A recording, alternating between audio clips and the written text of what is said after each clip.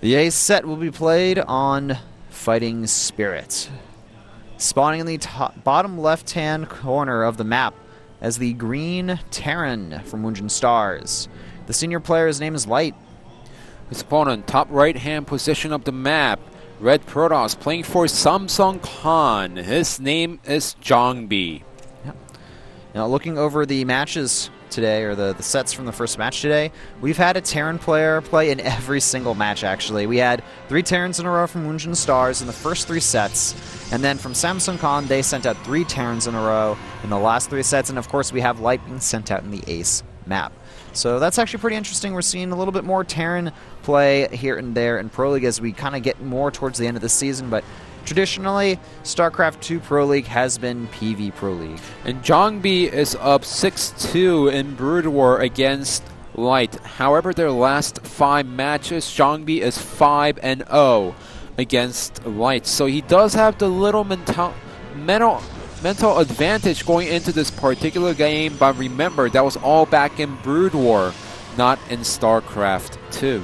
Yeah, so he's got a lot going for him mentally, I would have to say, as far as Jangbi goes. I mean, he won a PVT earlier today. It's pretty much his best matchup in StarCraft 2, but he's still really good at the other ones. I'd say PvP may be his weakest matchup overall, but still can pull the stops in that matchup from time to time.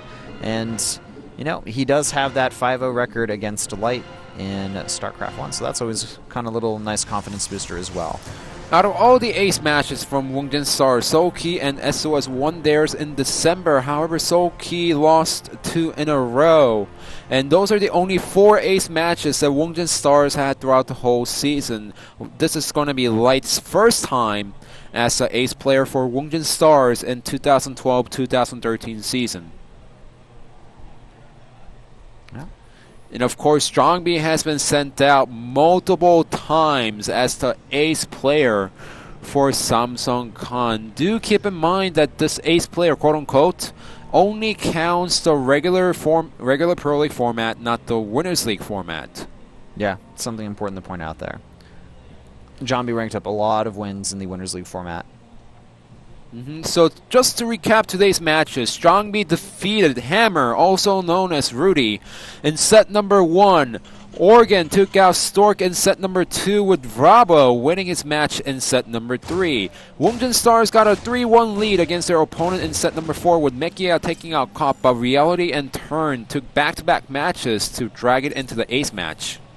Yeah, indeed they did. Alright, looks like the Reaper is going to just barely miss the Zealot there, and that means this Reaper could potentially do a little bit of damage here. Remember that there's no bunker at the natural, and ooh, sending the Mothership Core as well as the Stalker.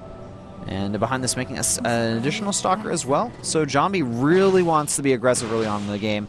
We'll have to see if he keeps the Stalker in his main base, though. The Zealot moving towards the natural command center, and this is actually really bad for Light. He may actually be forced to cancel this expansion here. Could lose the SCV as well, and that SCV goes down.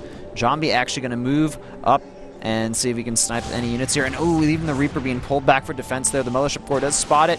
The SCV, or the SCV gonna almost get picked off there. The Stalker doing a good amount of damage here. And, you know, Light actually lowering the supply depot so he can have his SCVs attack along with the Reaper and the Marines. Yeah, but the Mothership Core just arrives right now, and that's only 4 Marines over there. There should be a second Stalker just running down on the middle of the map. And this is what happens if you try to go for the command center on the low ground and not have enough defense back at home. Your opponent can pressure 24/7. Yep, it's the risk you have to take, and the... yeah, it looks like Jangbi is just taking a complete lead here. The bunker not yet complete as well. 1 Stalker falls as well as a single Zealot.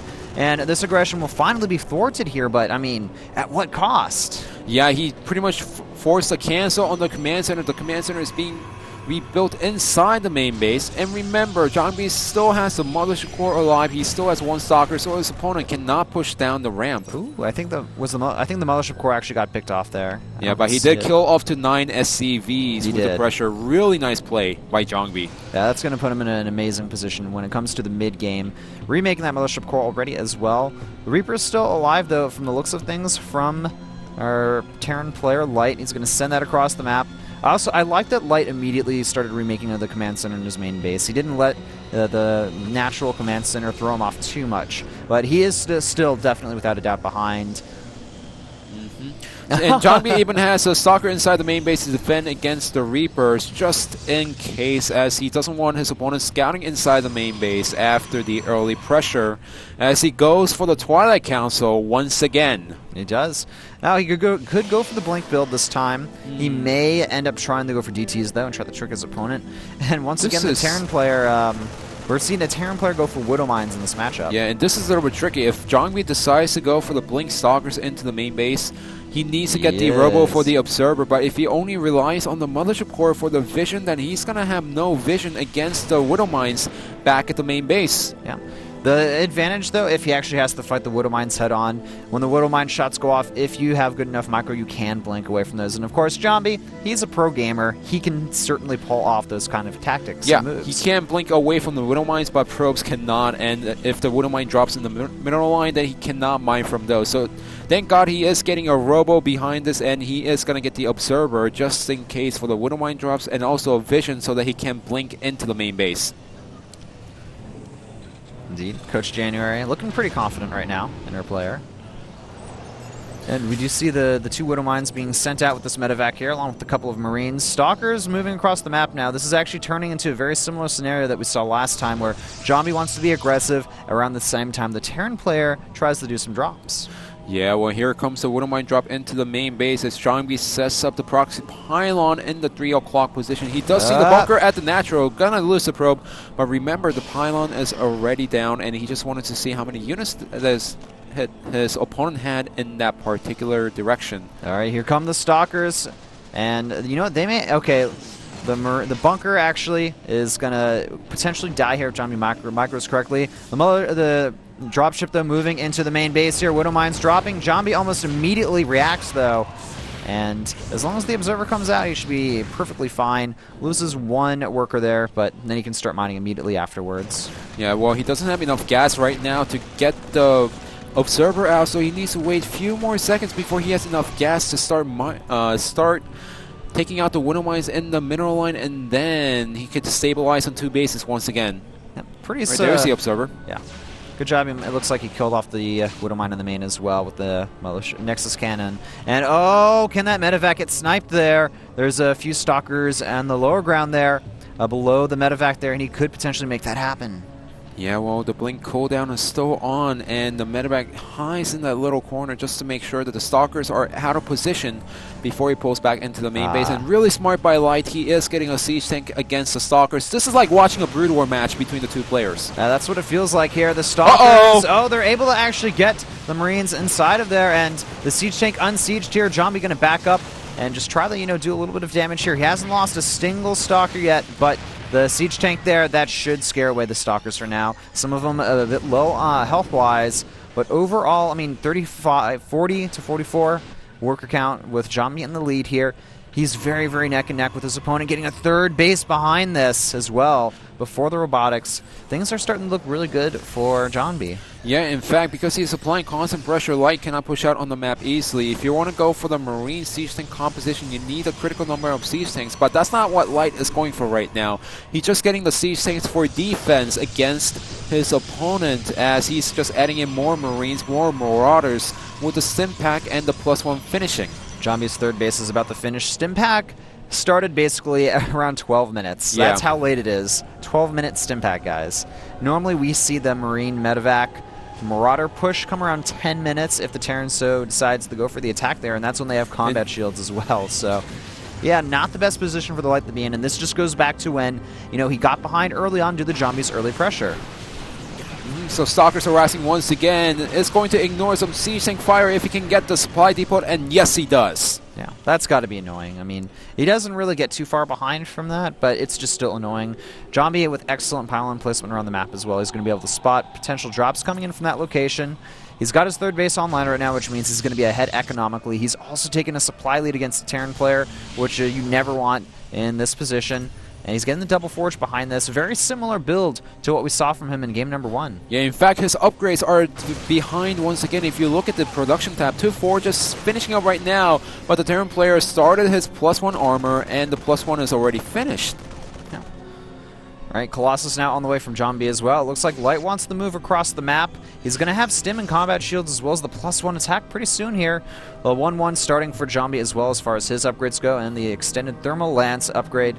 We're going to have to see if he can defend this third base. He does have at least 1 Colossus out now, starting to get charged, and he's been adding in a few Zealots to his mix as well. Yeah, and remember, he did state in the interview that he lost too many Stalkers while trying to pick up the Medivacs in the first game. So that's all Jangbi needs to be careful right now. He's doing a nice job with the Blink Stalkers, putting constant passive aggression against his opponent.